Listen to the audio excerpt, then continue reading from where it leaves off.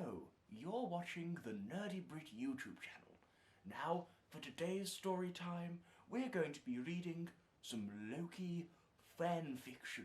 Still kind of like undecided on whether that was actually funny or not.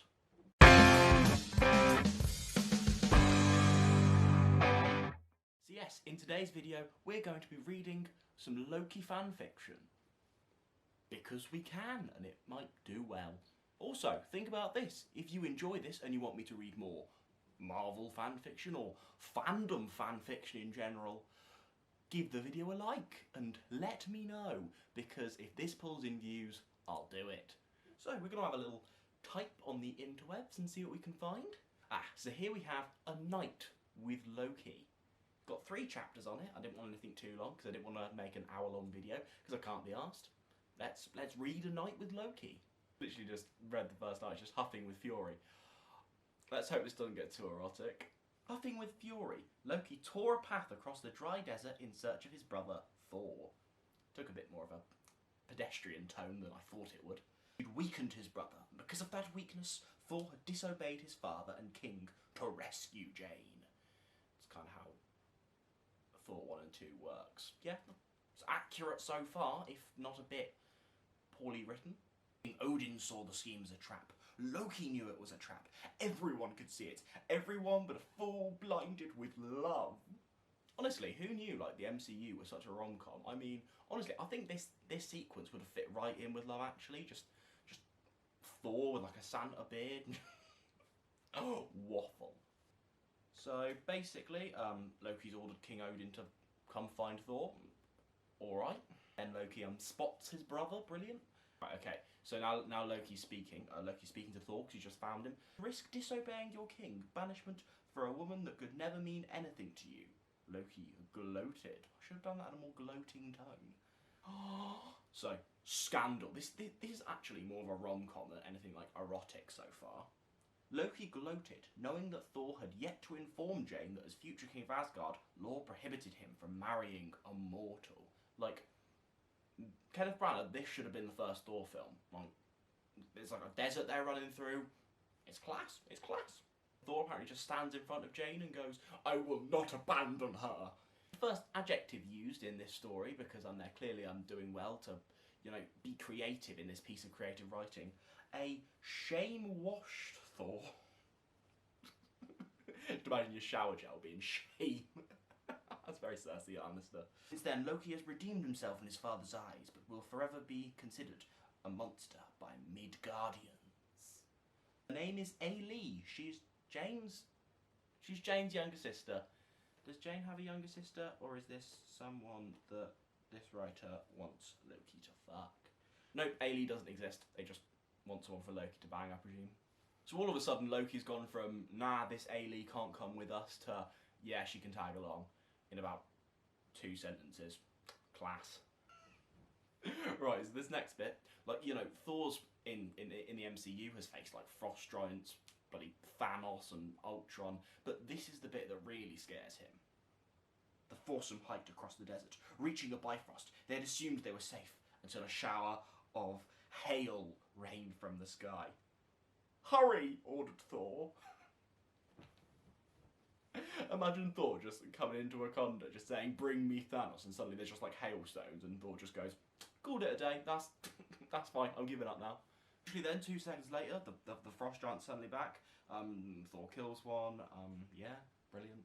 So this Ailey has just been like chased by some like frost giants, just across that desert, and Loki sighed with mockery. Humans are pathetic from being scared of some massive ice guys.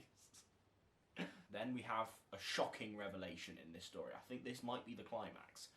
I'm not sure, who knows. Sudden, unforeseen force cracked the side of the Bifrost. The women screamed as the roaring frost giant reached in and grabbed Jane, smacking Ailey across the portal. Another shatter and more frost giants reached in. Thor attacked to rescue Jane. Loki battled with others with agility, killing them without emotion. Oh, so you know what I said about this character just being there just for Loki to... I mean, I searched in erotic. I thought this might actually be interesting.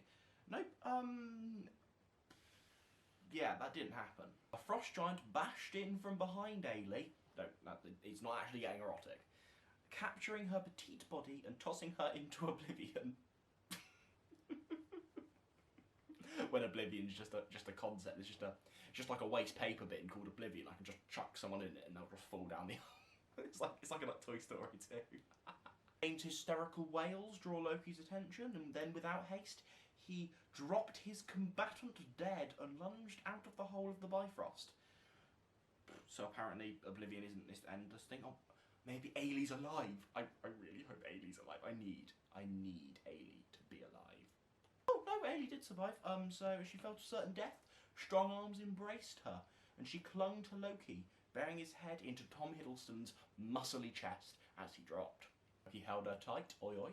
So they're about to land in oblivion, apparently. So as they impacted land, she fainted in his protective embrace. It's 10 English, this, honestly. So now after Loki just being like, oi oi oi, mortals, you're all a bit dead, Loki's now being quite kind? Loki's actually being quite kind to her. Saying things like, your sister is safe, Thor will not allow anything to happen to her. Because she's a bit worried about Jane, apparently. He jerked her up as if she were a rag doll. Bet he'd like to do more to her than jerk her up. Oh, so now after being kind, he's literally just said, I do not bear Thor's bleeding heart and couldn't care less whether you live or die. Then why are you helping her, Loki? Honestly, inconsistency. And then he instantly regrets his words after he tells her not to cry. She could not help that she was delicate, insignificant and mortal. It's a bit of me, that, you know. I'm clearly delicate. This channel is quite insignificant, and unless you all subscribe right now, I will be mortal. Okay, so now I think the erotic part to this story has come in. More than once, Loki found herself glancing over his shoulder at Ailey. Her shapely hips swayed and her breast jiggled as she tried vehemently to keep up with his pace. She was too tempting for her own good. Like, literally, there has been nothing erotic about this story, and then suddenly, I think Loki just wants her. Banging. So this Ailey, like, slips on something and she falls. Loki grabs her, pulls her up, and just literally screams at her, fucking feeble mortal. Can you just imagine Tom Hiddleston saying that line? just goes for Jane. Fucking feeble mortal.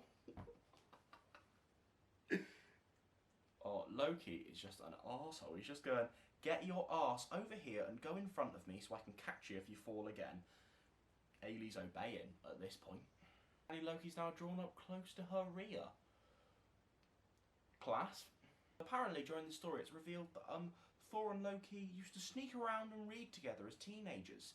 They were reading earthly porn. Because apparently Ailey's wearing a thong. And that reminds Loki of all the porn he and Thor used to bloody love. So Loki has apparently pressed his half-hard cock against her rear. There's no helping it. He had to be this close to her. He's played the role of the good hero for too long. Loki exhaled a deep breath, contemplating folding Ailey over a boulder and ramming his pulsating cock in between her tight arse cheeks. Help. Loki bit his lip. She was too trusting, vulnerable. He could easily flip her over and bury himself inside her. What the fuck? Oh, that's good. There's literally a line that says, and rape wasn't his cup of tea, although he had nothing against making a woman scream beneath his passionate wrath. Has this video gone on for 10 minutes yet? Can I stop? So I'd like to draw your attention to a piece of really naturalistic dialogue that this piece has used. I apologise for not having godlike strength like you, and for not being experienced enough with nature to calculate hiking distances. This is Shakespeare, honestly. Like, yeah, you could see this in The Tempest, couldn't you? So at this point they've stopped for the night, and Ailey's cold, so Loki unfastened his cloak and summoned her. Come to me. My body will keep you warm. She just crawls over without hesitation, apparently. So now Ailey's kind of like apologising slightly, and she's gone, the writers just said, the sensual texture of her voice had agitated his groin all day, and now with her curvaceous body so close to his and whispering, he knew he would not withstand the torment much longer. He felt his manhood grow hard, throbbing to dip itself inside her warm core. I genuinely reckon whoever's written this has never had a sexual encounter in their life. Warm core. I want to dip my throbbing manhood in your warm core. Right, you can genuinely tell where this story's going. I give up. I give up. I give in. Have fun. Good day. You want some more? Let me know. Bye. This is Willany, and if you're not already subscribed to the Nerdy Brit, right, you should be. Right? If you're not, you're a loser too.